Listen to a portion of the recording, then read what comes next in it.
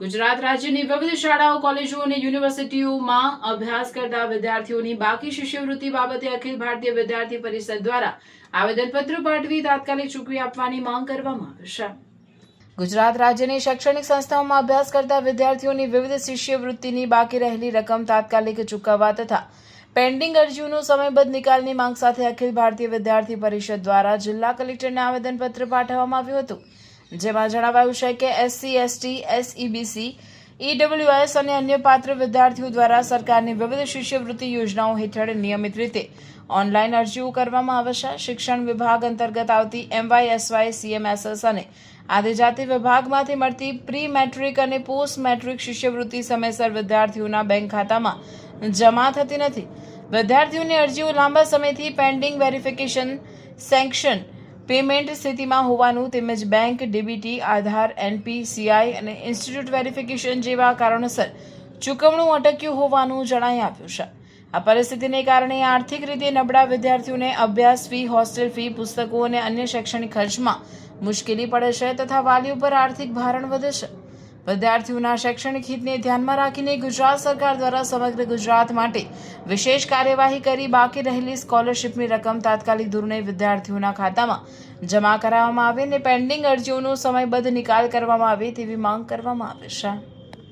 હું શ્રી ઠાકોરભાઈ આસેન પટેલ કોલેજ અંકલેશ્વરથી ભણું છું ને મારી ગયા વર્ષની હજુ શિષ્યવૃત્તિ આવી નથી ને મેં ઓફિસમાં ગઈએ તો એવો આન્સર આપ્યો છે કે હજુ બિલ પેન્ડિંગ બતાવે છે। કેટલા ટાઈમથી તમારે પેન્ડિંગ છે? તમારા જેટલા કેટલા વિદ્યાર્થી છે? મારી કોલેજમાં આશરે 50થી અપ હશે વિદ્યાર્થીઓની બાકી છે સ્કોલરશીપ। એને આર્થિક પરિસ્થિતિ અમને એમ ભણતરમાં પ્રોબ્લેમ થાય છે। મતલબમાં હું નેત્રંગ તાલુકામાંથી અહીં જેપી કોલેજમાં અભ્યાસ કરવા માટે આવું છું। આજે 2 વર્ષથી અમારી સ્કોલરશીપ આવી નથી। આ 3rd યર ચાલુ છે આવડે ને મારા જેમ ઘણા બધા વિદ્યાર્થીઓને હજુ સ્કોલરશીપ આવી નથી।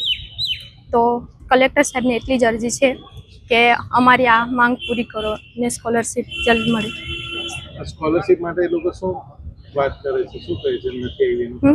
એટલે કેટલી વાર અમે ફોર્મ ભર્યા તો પણ કે આ પ્રોબ્લેમ છે એમ કરીને આગળ જ ટાળ્યા કરે છે। કેટલા વિદ્યાર્થીઓ આ વિશે શિષ્યવૃત્તિને લઈને વિચિત છે ને આ કેટલી કોલેજોમાં બધી જગ્યાએ અરજીઓ પેન્ડિંગ છે ને કેટલી વિદ્યાર્થીઓને અત્યાર લગી શિષ્યવૃત્તિ મળી નથી। તો એ વિષયને લઈને કલેક્ટરશ્રીને આજ રોજ આવેદનપત્ર આપવા જઈ રહ્યા છે, જેથી આ વિદ્યાર્થીઓની શિષ્યવૃત્તિમાં ઉકેલ આવે, એ લોકોના શિષ્યવૃત્તિ વહેલા તકે મળી જાય, જેથી વિદ્યાર્થીઓના ભણતરમાં કોઈ જાતનો અડચણ ના આવે ને એ લોકોનું શિક્ષણ સારી રીતના થઈ શકે। આ વર્ષ પૂર્ણ આ વર્ષમાં અત્યાર લગી કોઈ શિષ્યવૃત્તિ જમા થઈ નથી કેટલા વિદ્યાર્થીઓની। ભરૂચ જિલ્લામાં પણ સર્વે કરવામાં આવ્યો ત્યારે 1000 જેટલા વિદ્યાર્થીઓની અત્યાર લગી 1000થી પણ વધુ વિદ્યાર્થીઓને અત્યાર લગી શિષ્યવૃત્તિ જમા નથી થઈ।